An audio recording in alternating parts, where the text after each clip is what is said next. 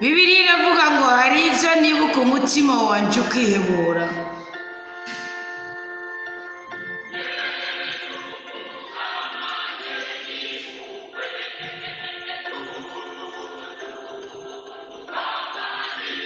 Mu gihe nibuka igihe narengana ndi kumwe n'isinzi ry'abantu tugenda tugana ingoro y'Imana tuvuza impundu kandi dukenguruka hamwe n'isinzi ry'abantu banezerewe. Reka kwicuza wowe uri ku musego uyu munsi utajya gusenga Imana nk'uko ubishaka. Reka kwicuza wowe ukahahise uritera ukarisama none uyu mubiri uri kurakwiyongera ko uri kuragushira ko nka kujya kwimuzu ituriwe n'umuriro. Bibiliya iravuga ngo ni kuki wihebuyega mutima wanjye. Reka kurondera uwuguhoza, reka kurondera uwukumviriza. Ntawe usumba rudasumbwa, yadusezeraniye kubana natwe iminsi yose y'ubuzima twagenewe kuri iyi si. Muri uyu mwanya wowe udafise akanyamuneza, twinjiye mu mwanya mwiza wo gusenga dushimira Imana yatwirije turi bazima kuri uyu munsi wa 77.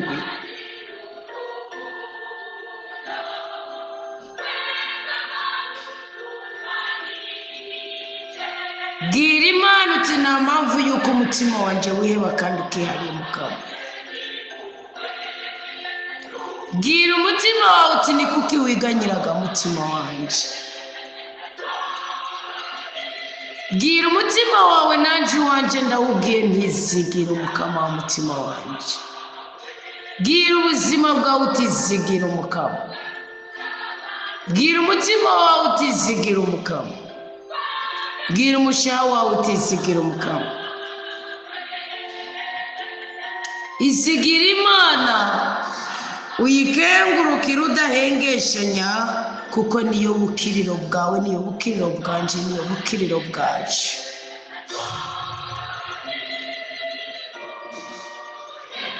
Wewe wumva atacizere ufise tubiryamane. Zaburi ya 42 umurongo wa 6 uragusubiza mu intege. Umurongo w'indwi haravuga ngo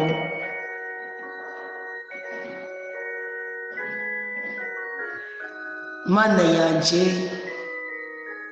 umutima wanje urihebuye. Sengera mukuri k'ubuzima. Ubwira Imana ibyawe byose, uyibitse ibyo byose biguhanamiye. Ntuyinyegeze n'ikintu na kimwe. Witege ko hari ikigambiriye kugukorera mu buzima bwawe.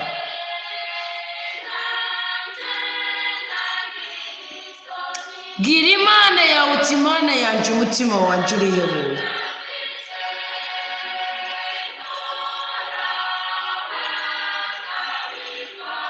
Ariko rero umwanditsi wa Zaburi ya 42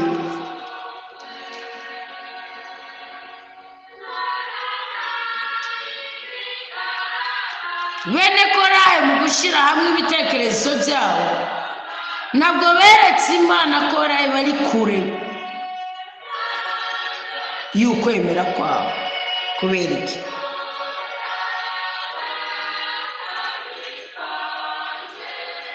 Barabwiye Imana ngo umutima wacu urihebuye, ngo nicyo gituma ngwiyumvira ndi mu ntara yegereye uruzi Yorodani. Bari hafi y'ukwambuka, bari hafi y'ukujabuka, bari hafi y'ugutabaga, bari hafi y'ukunezerwa, bari hafi y'ukubabarira, bari hafi y'ukubohoka, bari hafi y'ukwitandukanya n'akaboreko, bari hafi y'ukwitandukanya n'ubusambanyi, bari hafi y'ukwitandukanya n'ubutinganyi, bari hafi y'ukwitandukanya n'ububeshi, bari hafi y'ukwitandukanya n'abagome, bari hafi y'ukwitandukanya n'ukunyongeza itunga ry'igihugu, bari hafi y'ukwitandukanya no gukora ibidakora abana b'abantu. Bari abo bantu bakora iby'inyamaswa zikora.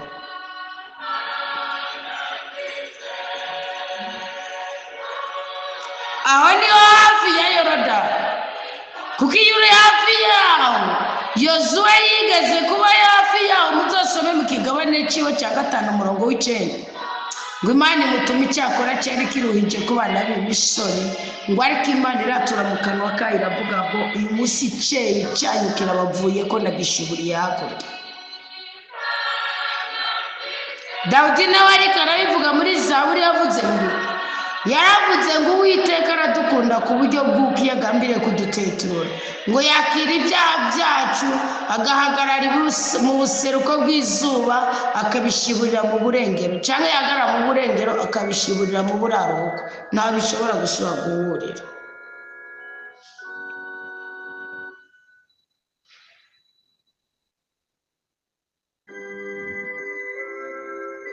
Kumuranga iminsi yose Umukama ararungika ubuntu bwiwe. Wabwakiriye wewe? Uyu munsi twabwakiriye ku meza twafunguriye kivuga inyifato 3 zihesha umugore gukomera. Twari twabizindiremo mu isezerano rivuga ngo ineza y'Imana ntizokwigera ivirira umutima uri mu butungane cyangwa urundira ubutungane.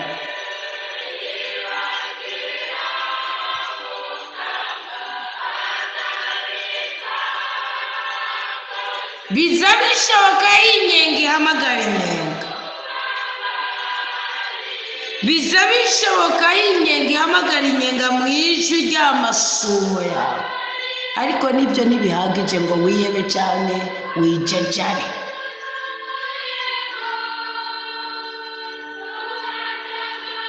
Bija bishoboka aho tubona umenga imikuba y'Umukama, imikubezi n'ibisewuzi by'Umukama byose vyaduhondagariyeko. Nibyo ntibihagije ngo ube kure y'urukundo rw'Imana. Kubera ku murango w'Uwiteka urumbira kurungika ubuntu bwiwe hagati na hagati mu buzima bwacu, ariko mu ijoro naho nuguma umuririmbira, numugirira isezerano ry'ukumunezererwa, numusenga mu kuri no mu mutima, ubuzima bwawe buhesha icyubahiro. Aha mu ijoro, aha byase, aha byakubye, aha ibindi byapfubye, aha byatemberaniriye kugira ngo yoboze ubuzima bwawe, niho kubwira Imana y'urutare rwawe uti niko ke wanyibagiye. Bwira Imana utibagira Mukama reka ko yibagira, utibagira ibibi byanje, wibagira akabi kanje, ariko jewe ntunyibagire.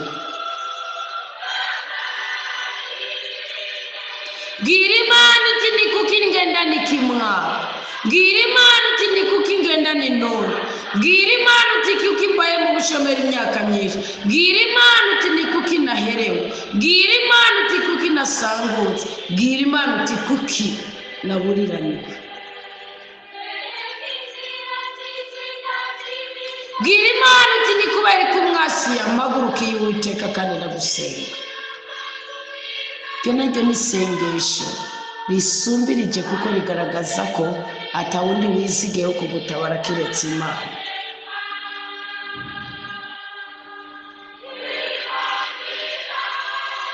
Bene Kora bigeze kwirata, kandi mu byo birata harimo ubupfubyi bwabo, kuko nibo bahisemo kudakurikira base bagararije Imana mu bugaragwa. Imana yavuga ati ko mumisemo nanjye nzokwama ndabagwana. Nibo bonyine babutse kuvuga ngo niyo duciye mu kabande karimo imigaga ngo tugahinduramwo amasoko, tugahinduramwo amarira muri Zaburi ya 84. Nibo bonyine babutse kuvuga ngo nkako nta kanuma karifitiye indaro icari gashiramo uduswi, baci babishinga inaye kugira ngo ntihagire ubanza kuzempera ngo ni hafi y'uruhimbi rwawe Mukama mwana wacu. Wabwo imvura y'agatasi iratembesha imibyimba kugira ngo tugere i Yerusalemu tujye kugabana nk'abandi. Yerobowamu akaba arahakubita ikirikiri. Tukisunge uwagombye kuguteranya n'Imana yawe. Hari abantu bashobora kwitambika mu buzima bwawe bakakubuza kuzamura amashyi. ubu bakubwiye ngo yakubenze ngo ni kubera mutaryamanye mutasambanye. Bundi we ntiyari mupfu, bundi wowe kuryamana n'umupfu cyangwa gutegura ko nzobana n'umupfu, ega nta musambanye n'umwe aba ari umuntu muzima. Oya, gusa nk'uko Imana yavuye Yesu Kristo mu bapfuye, niko Kristo nawe bashoboye kutuzura, kuko paravuze ngo twebwe twazukanye nawe. Rero iyo uri mu ibyaha by'icese, ibyaha bimunga ubuzima bwawe, uba wapfuye. Mwene Siraka avuga ngo icyaha kirakomorana, gifise ubumara nk'inzoka.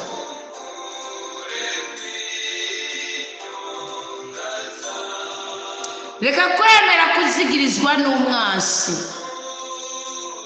Umwasi ni icyaha, umwasi ni icyaha, umwasi ni amakuba, kandi hafi byose bikomoka ku ntege nke zacu, kuko hari ubuzima utokwinjiramo uri umunyembaraga,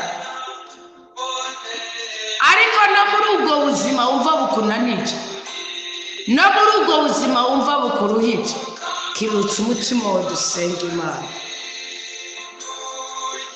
Ubwira Imana uti mu gihe amagufa yanjye yari yajanjaguritse, abanyanka baranshyekeza, umunsi wose baguma bambwira bati mbega Imana yawe iri hehe? Baragushinyagurije, uragapfa udasenze, usenga kiranga, iyo usenga n'ubukenye, iyo usenga n'uburi ngumba, iyo usenga n'uba wangiritse, iyo usenga n'ubujwengeye iwanyu, iyo usenga n'ubibishi, ntawo buri cyagutuka gutukana gutorera.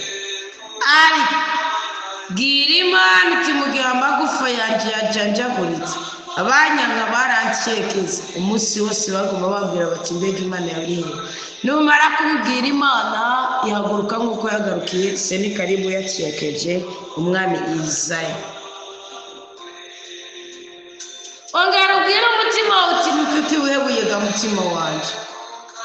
Ongera ubwire umushaha wawe uti ni kuki wiganyiraga mushaha wanjye? Izigira Imana, uyikengurukire ubudahengeshanya, kuko ubukiriro bwacu ni ku Mana yacu. Imana niyo iri Imana yacu, kandi niyo iri ubuhungiro bwacu. Yibaza impamvu yagutereranye n'amakuba, yibaza impamvu yaguteranye n'intuntu ngo mugendane, yibaza impamvu zigirijwe n'umwasi. Bwira Imana uti rungika umucyo wawe n'ukuri kwawe mu buzima bwanjye no mu rugo rwanjye, maze bindongore, binjane ku musozi wawe mweranda no mu birimba byawe bitunganye. Bwira Imana uti nyegereza ku ruhimbi rwawe rwera ndamukama bariho nirarira. Bwira Imana uti ndakwegereye muri uyu mwanya, kugira ngo agahimbare kanje gakomoke muri wewe, akanyamuneza kanje gakomoke muri Kristo umwami wanje.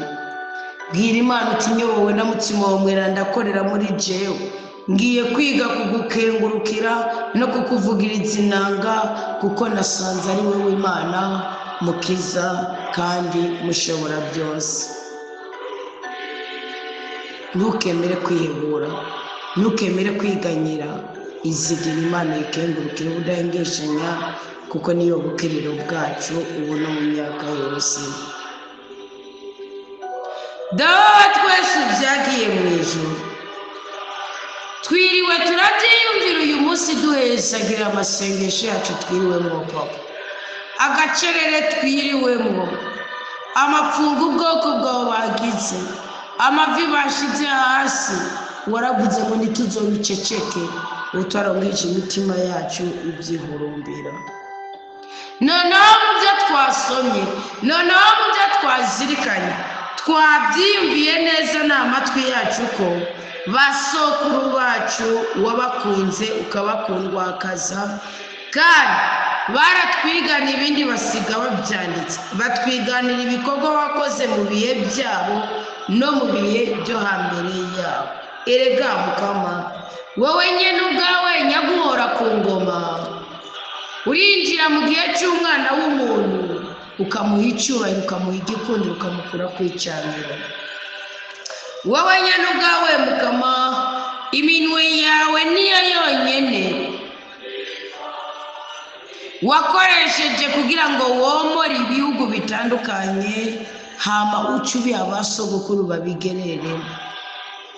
Warasinzikaje amakungu menshi, urayangaza kubera twebwe ubwoko bwawe. Nkako Mukama, basogokuru ntibigaruriye igihugu cyabo aricyo cyacu bakoresheje inkota yabo, bakoresheje ukuboko kwabo. Hoyaye sibyo byabarokoye, ariko barokowe n'ikiganza cyawe kiranda cy'ukuryo n'ukuboko kwawe gutangaje kandi gukora ibitunganye, hamwe n'umuco w'amaso yawe, kuko barabyigiza. Turabegiza nyaguhora ku ngoma, dusozera uyu munsi wa 77 dufite urweze. Dusozera uwo munsi udasanzwe, uyu munsi w'14 mu minsi 40 y'amafungo yo kwisuzuma, yo kwisubira ko mu mwaka wa 2025, dufise icyo twirata kubwo izina ryawe. Niwe uri Imana yacu Papa.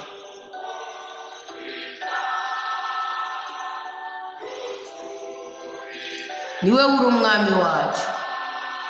Nutegeka ibirere, nutegeka imyuka, nutegeka abantu, nutegeka ibintu, kugira ngo twebwe ubwoko bwawe dukire, twebwe ubwoko bwawe turokoke, twebwe ubwoko bwawe tubohoke. Erega Mukama, iyo turi kumwe nawe turacuranguza abantu bose batwanga, kandi tukabikora mu izina ryawe. Kandi muri iryo zina ryawe ridasanzwe twarasiribanza abaturwanya bose, turasiribanga ubugome muri twebwe n'inzangano muri twebwe, tuzamukana urukundo, igikundira amahoro n'ibyishimo muri twebwe. Yewe dawe byagiye mu ijuru, imiheto yacu, amadiplome yacu, imiryango tuvukamo, imiryango twubatsemo, ntabwo ari byo twizigama. Sibyo twizigaye no mukabona gatoya.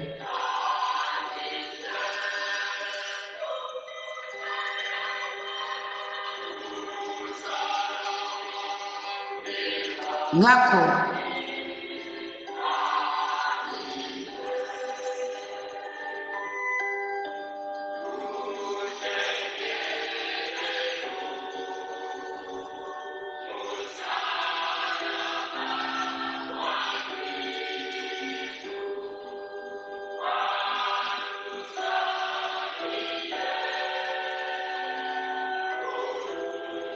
ubwiza bwawe nibwo bumva hafi, ubwiza bwawe nibwo butuyobora, nibwo budukomeza.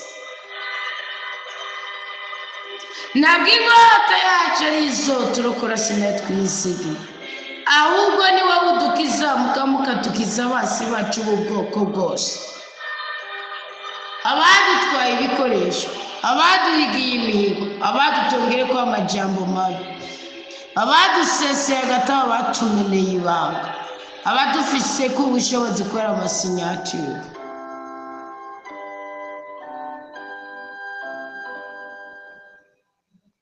Tugirira ikigongo Mwami, udutsindishirize, kuko ni wowe wenyine ushoboye gutetereza abatwanga twe bose bamaze kutwambura agaciro kacu. Erega nta handi tworonka duhagarara ngo twiyagize kiretse mu Mana yacu, dukwiye guhagarara ikarinda rirenga tuyihayagiza. Mukama, turashimagiza izina ryawe ryeranana naryo. Ariko Mwami nyaguhora ku ngoma, rabagize igihugu cyacu cy'u Burundi, abarundi n'abaririkazi bari ku mpande zine z'isi, kumwe n'abandi ba Kristo bose. Kandi Mukama, ni wiwezi ingene wadutaye, waradutetereje uratureka turagwa mu byaha biremera. Dutetere tuvyure nituzongera kugukundi, kubo cya tugusaba ubashirwa mutima mwenda bukorere muri twebwe. Mukama, nugiherekeza indahiro zacu, nugiherekeza indagano zacu, nugiherekeza amasezerano yacu. ni wowe wenyine utuma dutatukomoka imbere y'umwanzi, abatwanga nabo bagasahura atangomanzi.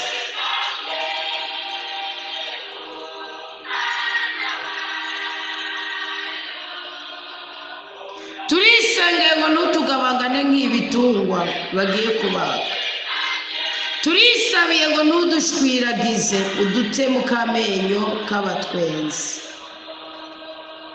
Turisabiye ngo ntudusansarize mu mahanga. Turisengeye ngo twebwe igihugu cyawe ntutudandaze ngo duterane n'abadukaka nk'uko wabikoreye ba sogokuru.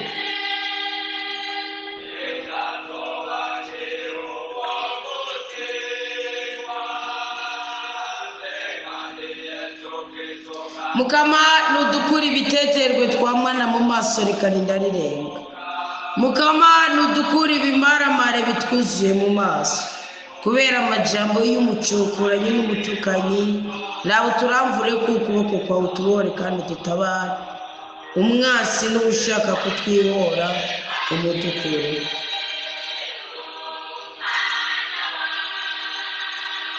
Turemera ko ibyo byose byadushikiye kubera akabi kacu. Twarihemukiye duta isezerano ryawe. Umutima wacu wahoze ukorera muri Rivasi usubira inyuma. Ibirenge byacu byaciye iruhande y'inzira yawe n'ibyaciye mu nzira yawe, ariko wadusyokoreye mu gahinga k'imbwebwe, udusyokorera mu bukene, utwemera ko tuja mu madeni, utwemera ko tumaramara, utwemera ko dutakara. Mukama ongera utugirire ikigongo, waratubwiye ko uzokongera ukadusana kandi tuzosanwa.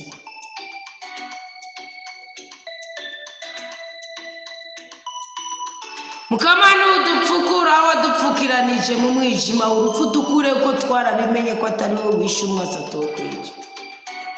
Tugirire ikigongo, impuhwe zawe zitubeke gusumba itegeko ryawe.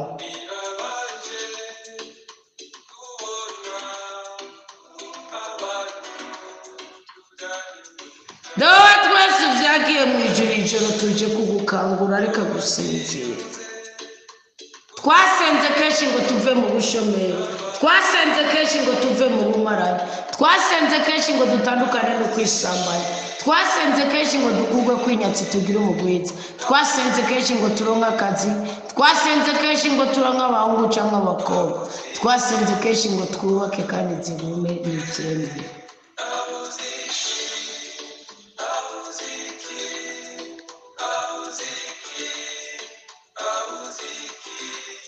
Mukama uyu mwanya turikangura, nawe niwikangura duhagarike.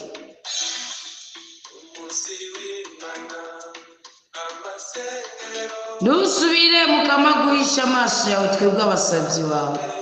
Ntusubire kwibagira amarushwa yacu n'ukuntu duhahatswe. Waratubwiye ngo ntituzongera kwibuka ukundi imibabaro twatewe no gupfaka, niko Yesaya 54 avuga. Urakoze. Imitima yacu imaze igihe irambaraye mu mikungugu, inda zacu zaramatanye n'isi kubera ikigoyi. Haguruka udutabare, haguruka uduteturure, turokore kubera ubuntu bwawe. Turagushimiye ko imitima yacu igorobeje ibogaboga ijambo ryiza ryawe.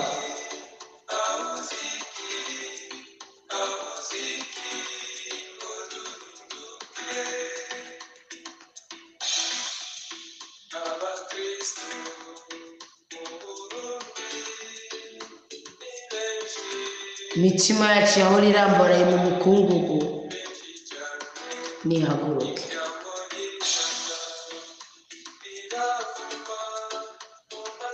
Ururimi rwawe niruhinduka ikaramu y'umwanditsi kandi abangutse. Ubwira Imana ko ari ndanga, ubwira Imana ko ari umukiza, ari umutabazi. Umunwa wawe wikwiza ubutore, kandi Imana izogwezagira kanatsinda aragwezagiye, ariko ibigo utashisubirako. Amen. Hagatira inkota yawe wantwariwe muri iri joro, tore ijambo ry'ubuhanuzi urigumize mu mutima wawe. Ikwiza iteka n'icyubahiro mwana w'Imana nzima. nganji yawe, urire igitwazi cyawe, utere imbere, ugwanire ikiri ukuri, ugwanire ikiri ubuntu, ugwanire ikiri ubutungane, wakire gutabaruka mu izina rya Yesu Kristo. Amen.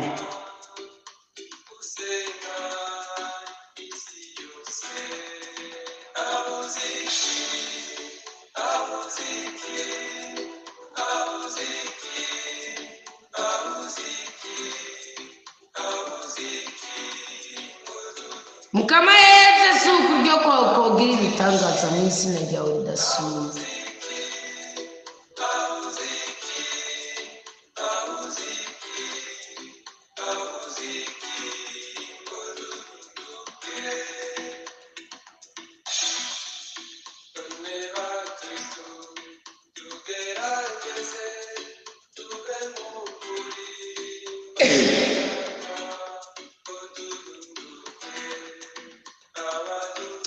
Esichoma muri iri joro intebe y'ubwami bw'Imana ikagaza mu mutima wawe, kandi uhereye ubuno mu myaka yose ukamana urweze kubw'ineza y'Imana igwiriye muri wewe.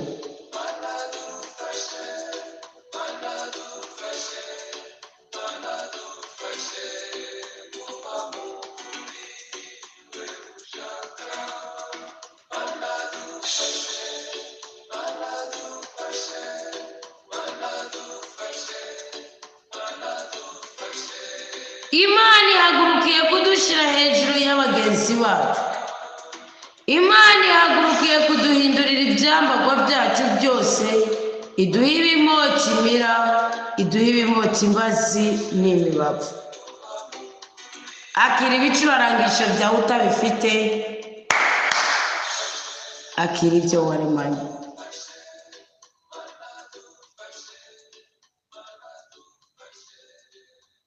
Ugiye kwakira igikundiro gikomoka mu kuryo kw'Imana. Umva ingene Bibiliya Zaburi ya 45 ivuga ngo ibicurangisho bikunezereza bivugira mu ngoro y'amasenge y'inzovu, ngo abakobwa b'abami bari mu bo ukuntu wakazi. Iburyo bwawe ahagaze umwamikazi yambaye izahabu ziva muri Ofiri. Umviriza mukobwa, itegereze kandi utege ugutwi wibuke ko umukobwa ari umugeni wa Kristo n'umukristo yisobanukiwe. Ibagira abiwanyu n'inzu ya se, ni ukuvuga ibagira imibabaro yawe, wibagire n'ibikomere byawe. Ngo umwami azokwifuza ubwiza bwawe, ni ukuvuga ugiye kugira igikundiro. Niwe muhanyi wawe, kubita inkoro hasi imbere yiwe mu izina rya Yesu Kristo nanje ndabikoze. Mukobwa w'Itiri, abatunzi bo mu bihugu bazoza bakugana bazanye n'amashikanwa barondera kukubona. Umukobwa avuka mu bami araninaye imbere mu ngoro, impuzu yiwisharije n'izahabu. Azokwambara impuzu zitatse, bamushikiriza umwami, abigeme bamuherekeje ari bo bagenzi biwe, bazokwinjizwa iwabo.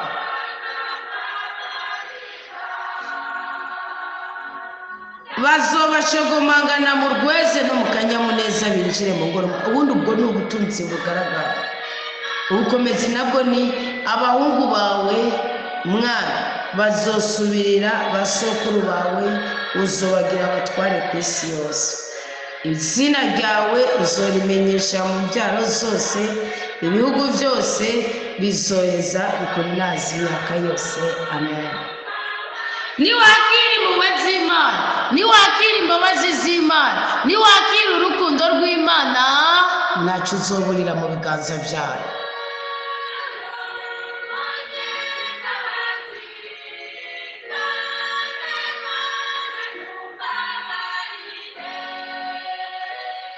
Ibi rero niko kuri kw'ijambo ry'umukama. Ibi rero niyo nsinzi ku muntu wese yisobanukira. Akira icyo gikundiro, akira ubwo budahangara, akira ubwo butware, akira ubwo bukomezi bukomoka mu maraso ya Yesu Kristo. Ntiwongere gukwega indoto mbi ngo urare urisuzugura cyangwa urare wiganyira. Kubona watorotse agasho, kubona batagufunze bagumye baguhiga, kubona uyu munsi wa kabiri uwo munsi wa 77 ukaba n'umunsi wa 14 Karindwi, Imana yakwimanyuka kwima urupfu ikakwimabara cyane ikindi gishasha igiye gukora. Imana n'umutunzi w'amafaranga, Imana n'umutunzi w'ibyiza byose. Tekana, tekana, tekana. Dawe wacu Yesu byagiye mu ijuru, aha niho duhembukiye mu ijambo ryawe. Aha niho twisuzumiye dusanga dukwiye kwikangura tukama tukuyoboza inzira.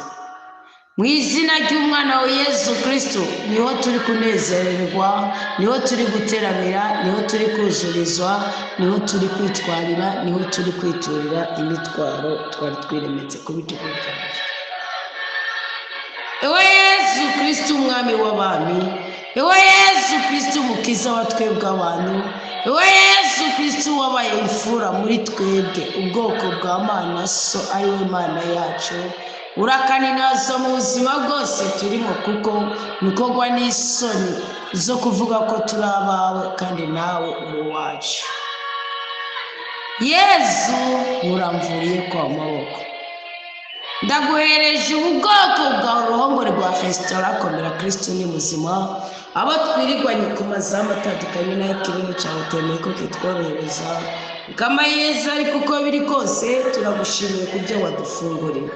Komeza utwubake Yesu wanje, subiza hamwe umugabo n'umugore, himbaraga umukenyezi, higikundira umukenyezi, himuha umukenyezi, ubwenge umukenyezi, hakwisobanukirwa umukenyezi, hakugendana n'Imana umukenyezi, haguhagararira ukuri n'ubutungane.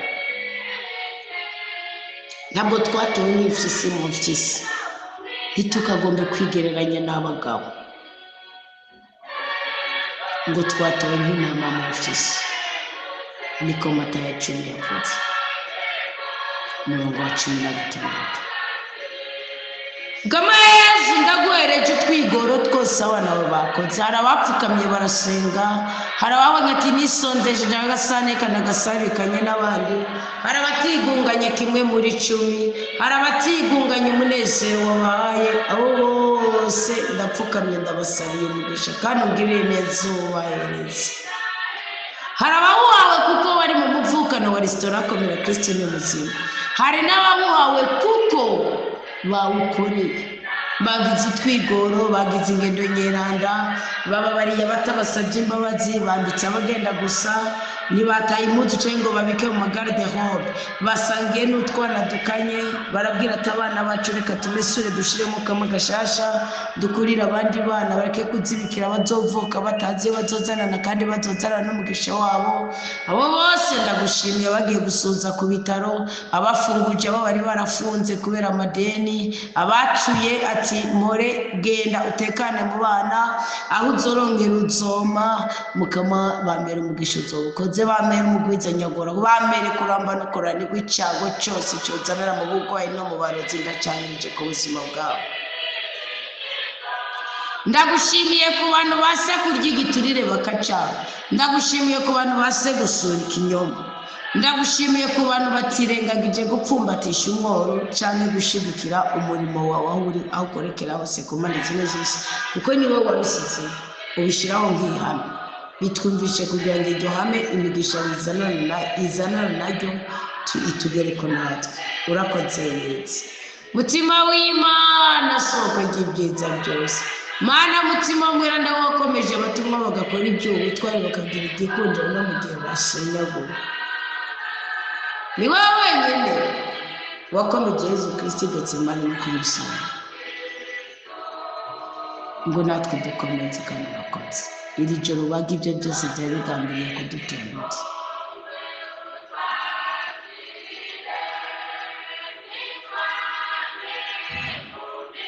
Urakoze, urakoze, urakoze n'uduha ijoro ryiza uduhamagara mu izina rya Yesu Kristo, tuvyuke tumerewe neza. Amen.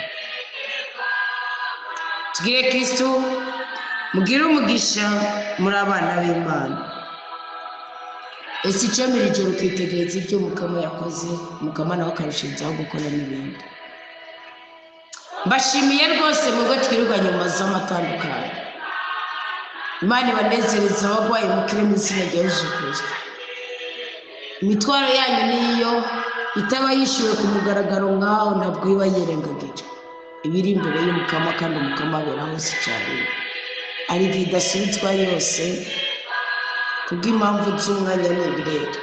None rero ntimuzoze murashavura muzomenye ko aho mwadapoje Imana ihagera. Mukomeze kuba inyangamugayo, gusenga, kwihangana no kwemera Imana mukerenza ko kuyumvira. Mana nyina amahoro ibateturure, ibarinde kubabara, ibanezereze, ibakure kwa gacinyize k'umugome n'umwasi, ibahe kuramba no kuranirwa mu izina rya Yesu Kristo. Amen. Mukomere, turakomeye. Yesu Kristo kuko ni muzima mu buzima bwacu. Amen.